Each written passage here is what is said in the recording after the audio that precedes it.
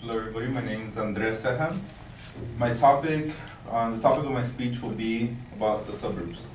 My major claim is that the suburbs have a negative effect on society.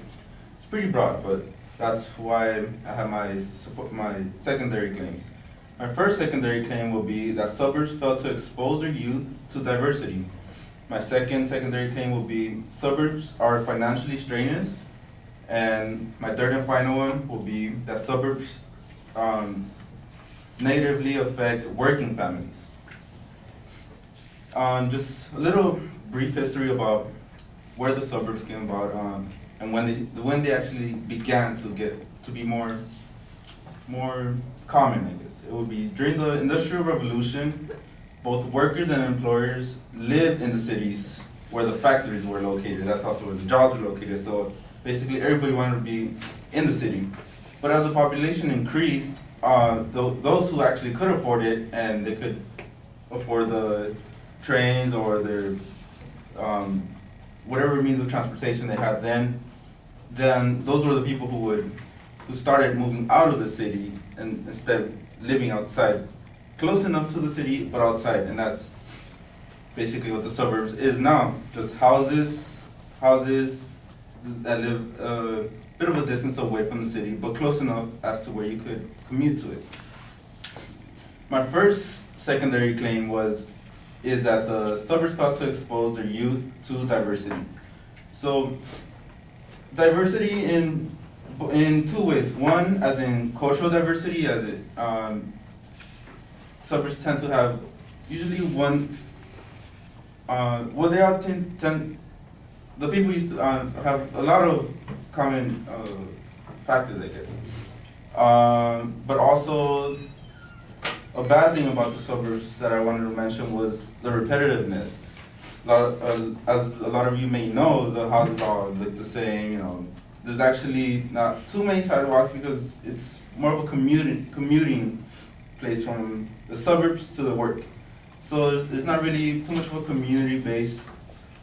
As in interaction, there's not a lot of interaction, that's what I'm trying to say. And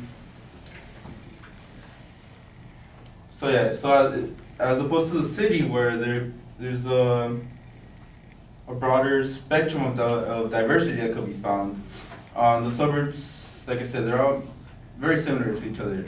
And depending on which suburb you choose, you're bound to be very, very similar to the people around you. So you get used to living a certain way, and everything just becomes, one-way track of living. So, growing up in the city for me, I would ride the bus because it's very convenient. The driving around in the city is pretty horrible.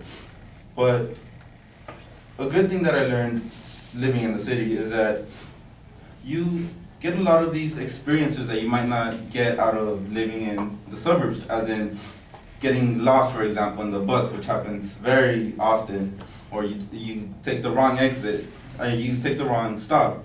It happens all the time, but you learn from those experiences. And living in suburbs, there really isn't too much public transportation. You're basically comes down to, if you want to go anywhere, you have to drive or get driven somewhere. And that sort of leads me into my secondary claim. My secondary claim is that the suburbs are financially strenuous. Like I said, it's a community where you have to commute. And that's what I wanted to quote the New York Times, and one of the writers said, based on an apartment and a house in the New York metropolitan area, a suburban lifestyle costs about 18% more than living in the city. Even a house in the suburbs with the price tag substantially lower than the urban apartment will on a monthly basis often cost more to keep running, and there's the higher cost of commuting from the suburbs, or the expense of buying a car or two and paying the insurance. So that's basically your biggest cost from living in the suburbs, which is have to buy a car basically to commute to the places where you want to go or have to go. And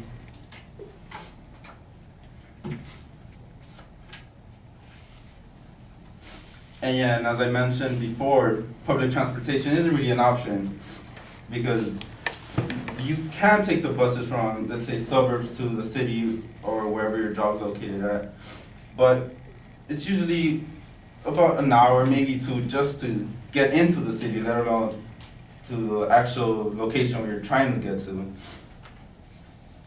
And that leads me to my final secondary claim.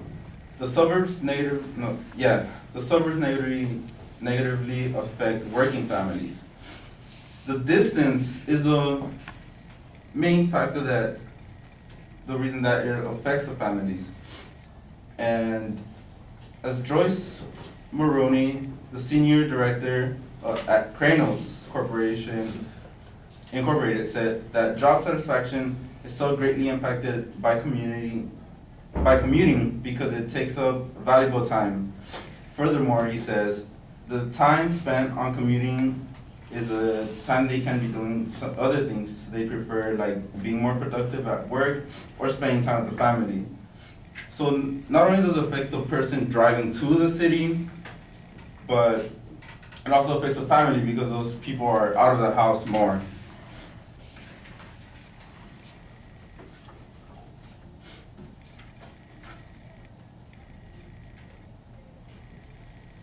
And okay, just really quick question before I wrap it up. How many of you actually commute to school? And how many of you actually live on campus?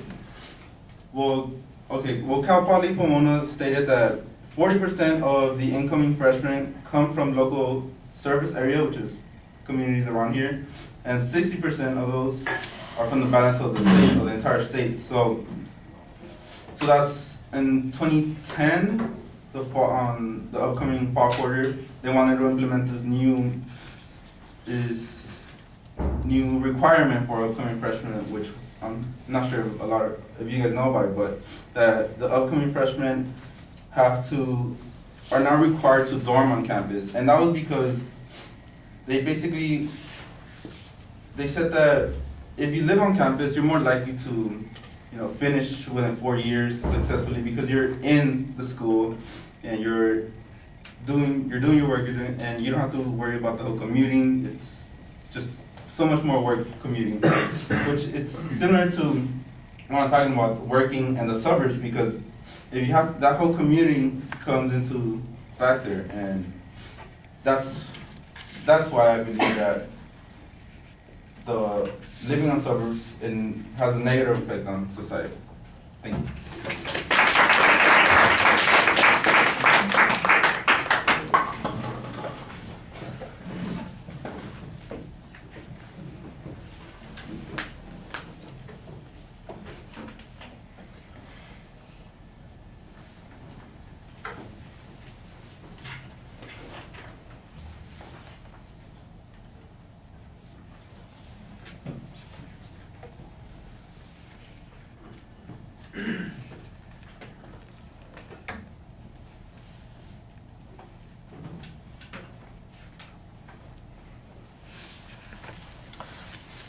All right, well, the proposition, like you said yourself, it's kind of broad, and you do narrow it down a little bit with the secondary claims, although the question ultimately is going to be, is it on balance bad? And we're going to have to measure it by those standards that you're talking about. The first one is a lack of diversity. So the question is, what is the harm of a lack of diversity? I don't really get much of an explanation on this, what it is that people are missing. I guess they're missing the opportunity to get lost in the city somewhere.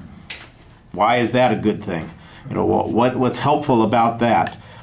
I don't know why we would prefer to have that option available to us. And by the way, I'm not sure why you're more likely to get lost in the city taking the bus than you are driving your car someplace.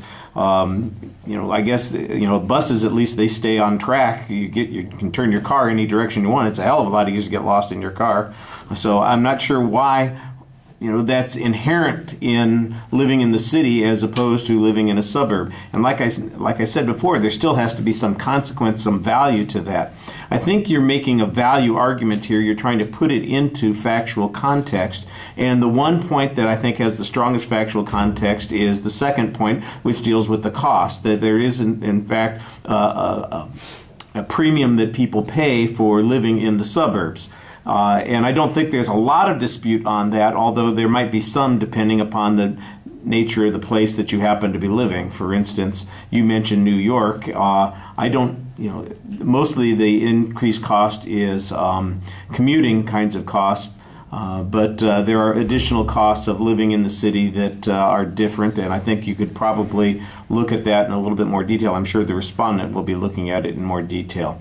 You get off track on that last point. I understand that there is a good reason maybe to use the campus as an example, but you're already out of time and you just start kind of wandering on that point, and you need to be a little bit more focused.